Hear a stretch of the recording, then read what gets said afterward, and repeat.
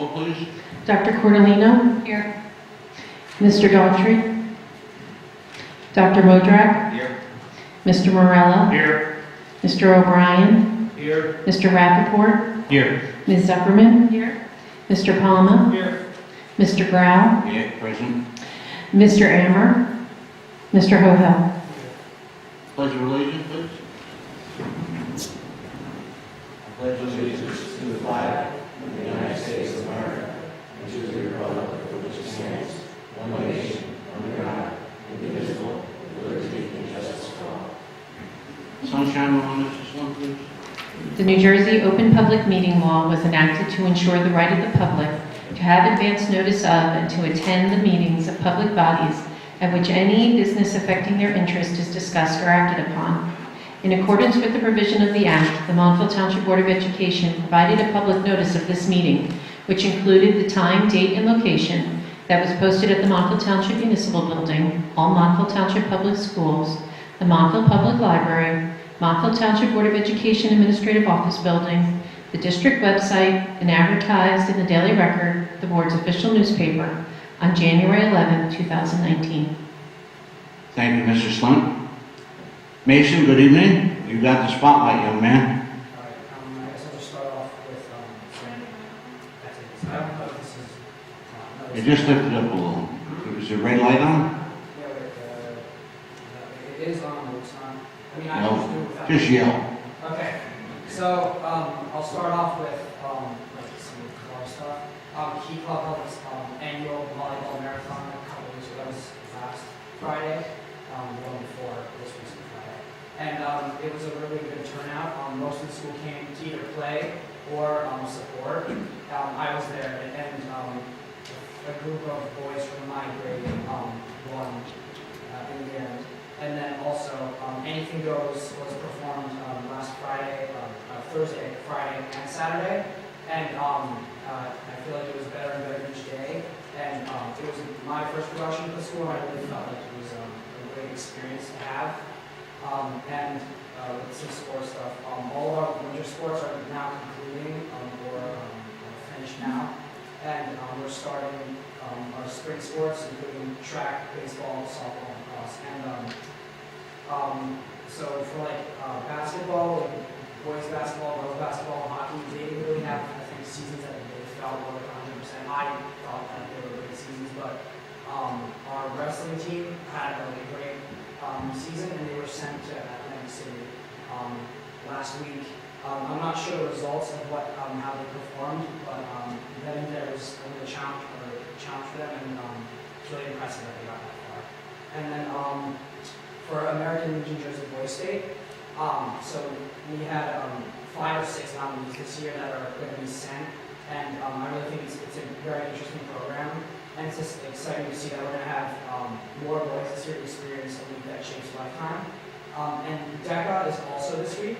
They're at, I think it's States they're at, and they're right now they're currently performing to see if they'll be able to qualify and move on to nationals, and that's what I have for the most recent. Thank you, Mason. Did you happen to know, I saw you at the volleyball marathon too. Your friend Malik was there too, right? Yeah. Did you eat a lot of the food or did you leave any? I actually didn't really do anything. I was just going around and seeing what was happening. Do you know how much money you raised by any chance? Or? I'm not sure. Okay. But usually they make a good amount because so many people sign up Okay. there, and also. Yeah, I know it was a great turnout. Probably the biggest one they've had in years. Yeah, it was great. Any other questions from Malik? When did the final decision for Boys State and Girls State come out? So right now we're just waiting on if I think Girls State is a little later because they just started that process, but Boys State they have their nominees and everybody. They just have to accept first. So whoever accepts is going to go, and if they need if somebody doesn't accept the offer, then they'll move on to another alternative. Thank you. I'm pretty sure that'll be out by next week. Thank you very much. Mr. President, Yes, Dave. one thing. So far, right now, a few of us are having trouble with our computers. They can't log on, and we're not able. Mark. I'm not able to move around through the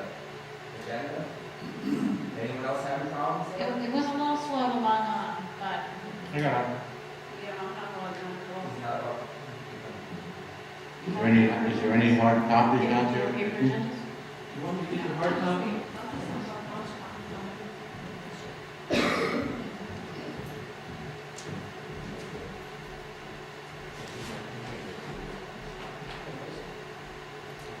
It's just spinning. It was spinning. It's just spinning. And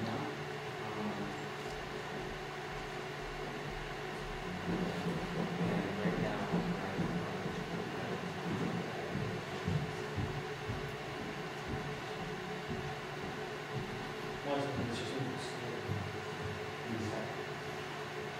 Well, Mark's trying to get this located. Katina has some hard copies for you.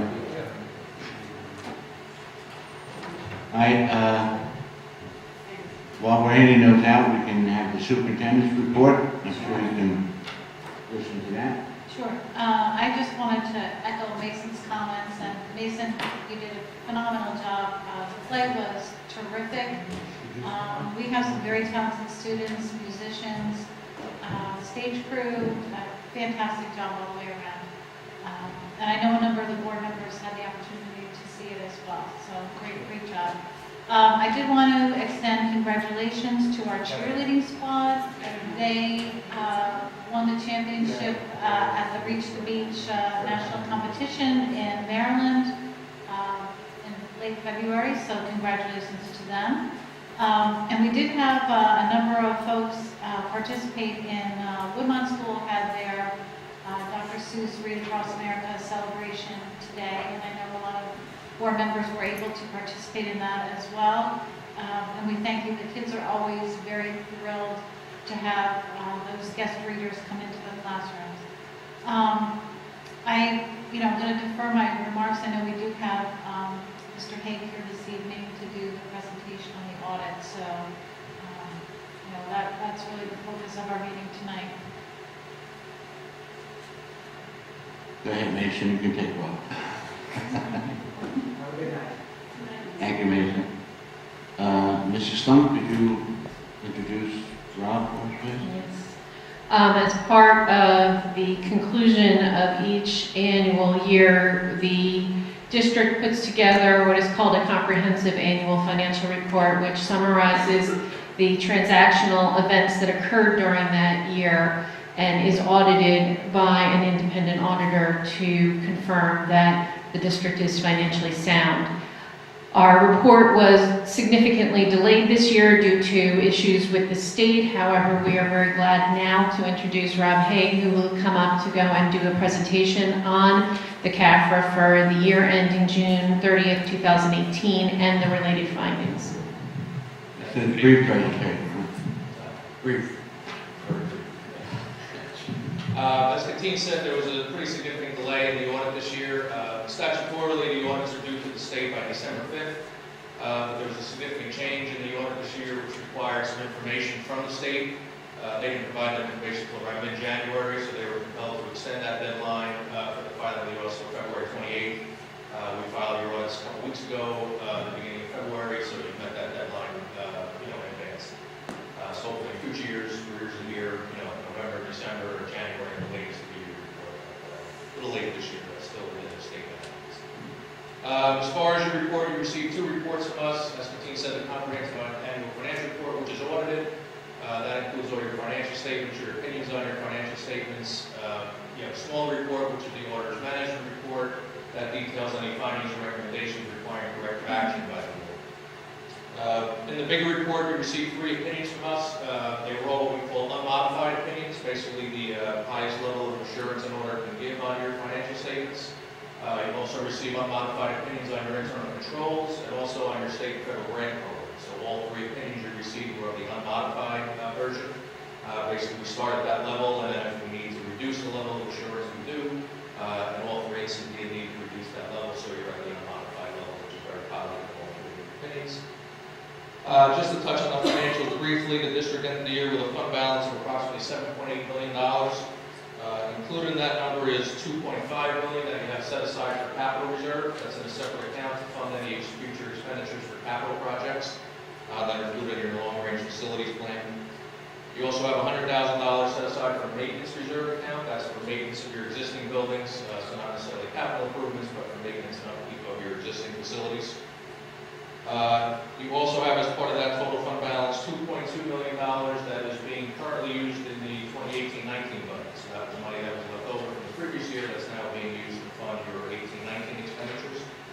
So when you take your total fund balances and back off everything that's kind of accounted for, you're left with about $2.4 million in surplus. That's basically your unsigned fund balance, which is kind of your free money moving forward from June of 18.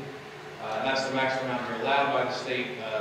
They cap your surplus at 2% of your budget, and that $2.4 million is right at the 2% number that the state caps you.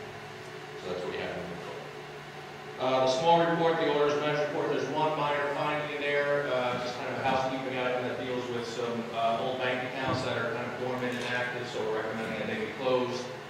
There's some small balances in there that would then be transferred to your existing accounts. And that comment is what we call a general comment. There's three types of findings we have in an audit. One is a general comment, which this one is. The more severe one is a significant deficiency in internal controls, and the worst one will be a material weakness. So obviously this one doesn't fall into those two latter categories. It's a general comment, which should easily be correctable. It's not a repeat from the previous year. So for district year size, I think with that one minor comment, which is a general comment, it's a very positive outcome for the audit. Financially, you're pretty healthy as far as your reserves and your 2% fund balance, and getting 3 unmodified opinions again on your financial statements is very positive. So both reports, very positive report for the 17th. Thank you, Mr. Hay. It's a pleasure. This is the first time I've been on the board in many, many years that we've only had one, and I don't even call it a recommendation. It's more of a house cleaning thing. And I would like to thank the business administrative team and the rest of the central office staff for their efforts. I think to go through almost a $90 million, $85 million budget with all of the transactions and to come up with one finding really, which was more in the high school than in the central office, was an outstanding job, and I congratulate all of you. I would like to thank you, Mr. Hay, for the process that you and your firm have been providing for years. And I'd open it up to any questions that any board members may have at the present time. I know Mr. Hay did review this with the Finance Committee a couple of weeks ago, and if anybody else would like, or anybody would like to ask any questions, now is the time of Mr. Hay. Charlie, Karen? just one question. It's kind of a silly question, but you called them unmodified. Is that a change in terminology? They used to be called unqualified? Yeah, actually about probably 3 years ago they did change the terminology. It used to be an unqualified opinion. For whatever reason they changed the accounting standards, now it's called an unmodified opinion, but same base. It used to be an unqualified and then qualified opinion. Now it's an unmodified or a modified opinion, but same. Thank you very much, Rob, and I'd like you to stay for the rest of the meeting because I don't want you to get out of here too early. But thanks again, Rob, for your report. We have some good news in the agenda, quite lengthy compared to last time. Please read it over. We have the suspension reports. We now can go into committee reports. Excuse me, before we do that, Katine, anything regarding the tentative budget? I know we have to adopt it on the 19th. No, just summary, just for the board. The Finance Committee has been meeting over the last month or so to review the various elements of the budget for next year. We will be presenting a tentative budget to the full board at the March 19th meeting, and then the submission to the county for their initial approval will occur on the 20th. If you recall, your public hearing is on April 30th, when we will do a full presentation for the public, and then at that point, you have the full adoption of the budget. So mostly what we wanted to do as the Finance Committee is just to update you on the process we've been going through and to tell you that that presentation will occur on the 19th so that you'll have the same information that we now have. So while the tentative budget is scheduled for the 19th, we would be getting state aid information hopefully this Friday, Thursday, Friday. Correct. And once the county has looked at the tentative budget and reviewed it, we will schedule a meeting for April 30th, which will be the public hearing and adoption of the budget for next year. Finance and facilities, Karen? Karen, you probably took a little of your thunder. Yeah, no, that's fine, that's fine. So just as the team said, the finance and facilities has been meeting. We met on the 26th of February. We met tonight just to go over the budget. The dates are as were stated. Preliminary budget presentation will be on March 19th, and public hearing will be on April 30th. And just for information, the summer of 2019 referendum projects, including the air conditioning for the 500 and 600 wing of the high school, are out to bid, as are the Valley View, Hilldale, Woodmont projects that will be begun and finished this summer. Thank you very much, Karen. Mike Palmer, Rico? No report at this time. Okay. Policy, John? We met after our last meeting. There was about 20 or so updates that we went through. Nothing to report. Thank you. Communications, Karen? No report. Safety, John? Nothing to report. Okay, delegate, the New Jersey School Boards, Karen? On Saturday, I'll be attending the legislative committee meeting in Trenton. And also on the 15th, I'll be attending my first New Jersey School Board's Board of Directors meeting. I see Melissa's in the audience. I think you might have gotten a word last week when we had sort of a little shorter meeting that Karen has been, you got that, elected to the New Jersey School Board as Vice President? Nominated. Huh? Nominated. Nominated, excuse me, but she's Elected. gonna be, Nay. she'll be voted in, right? I'm sure it will be. And I'm sure Melissa will give us some nice coverage. School Boards Association, Michael O'Brien? March 20th, meeting at Parsippany Workshop at For Parsippany High School, right? Okay. Educational Services, We meet next Wednesday. excellent. Mike Palmer, Drug Awareness, Tomorrow night, I imagine, unless something changes. but there is a program next Tuesday. at Oh, the yes. high school, yes. Right, I should mention that. Yes, sponsored by Drug Awareness and the board also. It's a co-thing. They're moving Angst at the, I think it's is it the senior center or the high school? It's in the high school auditorium. All right, 7 o'clock, is it? Yes. Okay. Highly recommended. Angst talks about the stress that students are under, and hopefully some of the things that can be used to avoid it. I'm looking forward to seeing it. Thank you, Mike. Mustangs, Mr. O'Brien?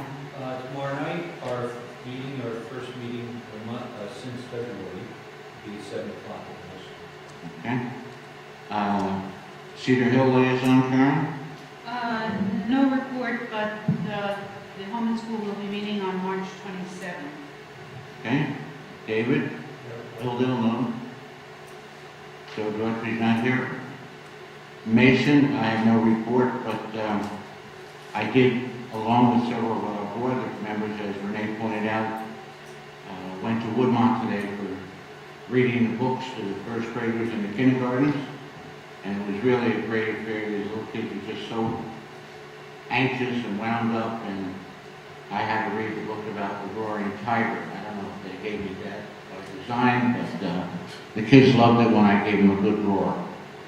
Woodmont School, Mike?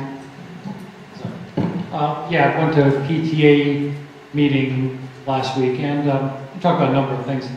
Just want to point out to the board, one of the things that Mr. Esposito was very excited about was the fact that Woodmont just completed the I-ready. And I believe he said that 84 and 85% of the students in language arts and math respectively were above grade level, so he's very excited about that, so is everyone else. Thank you, Michael. And Michelle Lazar?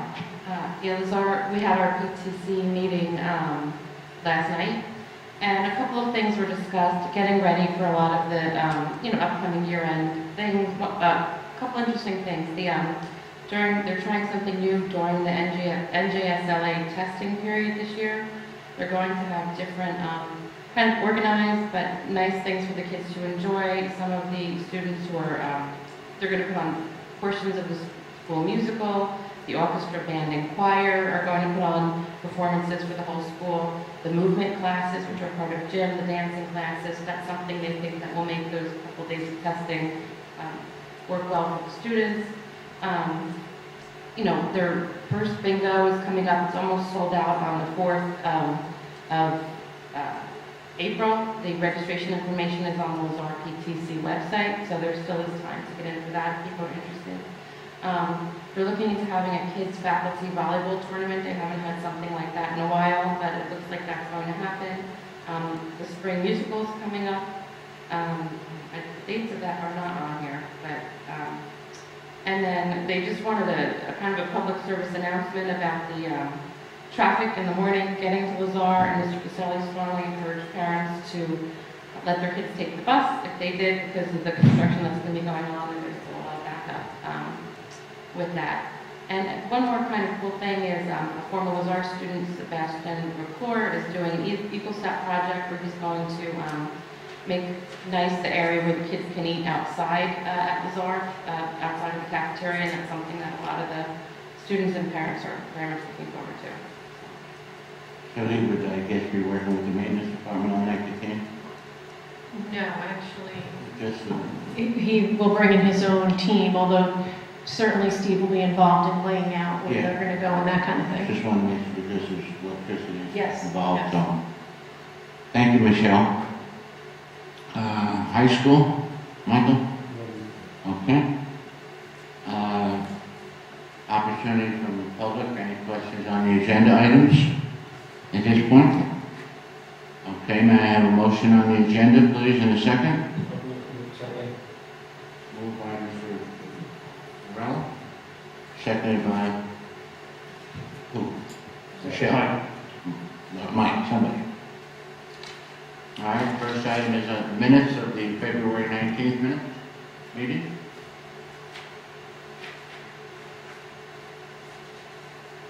Item J, receipt of gifts and the bulletin reports. K, there's not much action because the bills are paid at the second meeting. L, leaves of absence that are being revised. Have a couple of retirements scheduled in item L2. M.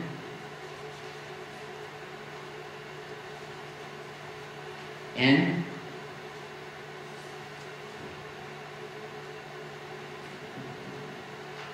Okay. Any questions about anything? Roll call, Mrs. Slump? Mr. Morella? Yes. Mr. O'Brien? Aye. Dr. Cordolino? Yes. Dr. Modrak? Yes. Mr. Rappaport? Yes. Ms. Zuckerman? Yes. Mr. Palma? Yes. Mr. Grau? Yes. There's no closed session this evening. Old business that we will be having a meeting on the 19th and then a meeting on the 26th, a special meeting closed. Any old business that we have? Any general board comments or new business? Any public participation on anything? Come right up to the microphone. Please give us your name and address, please.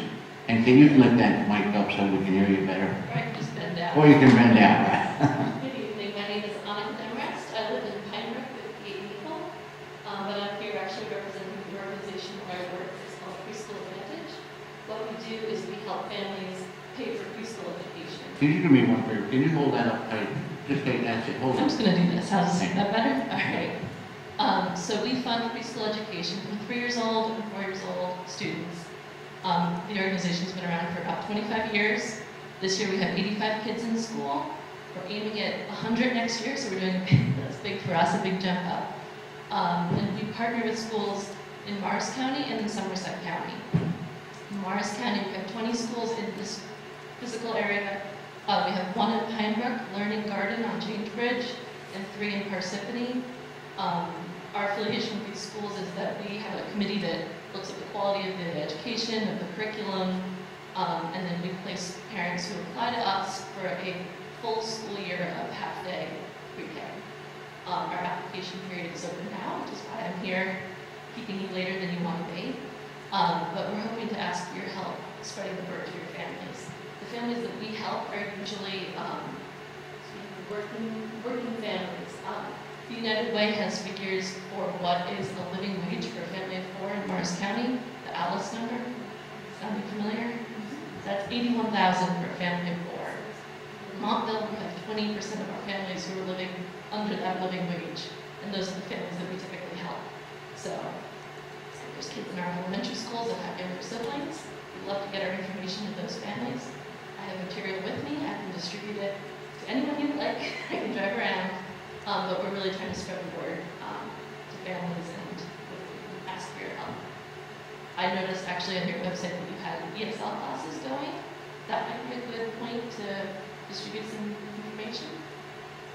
Not to, stir the competitive pot, but Parsippany School District is actually distributing our information during parent-teacher conferences this week. Just throw that out there. Mike, I'm going to ask you to respond. I have an infection in my ear. I don't hear that well. Could you respond there? I'm just a little bit, is this a for-profit organization that you're working for? No, this is a not-for-profit, but Okay. They provide scholarships for students who are below poverty line to actually be able to attend this preschool program.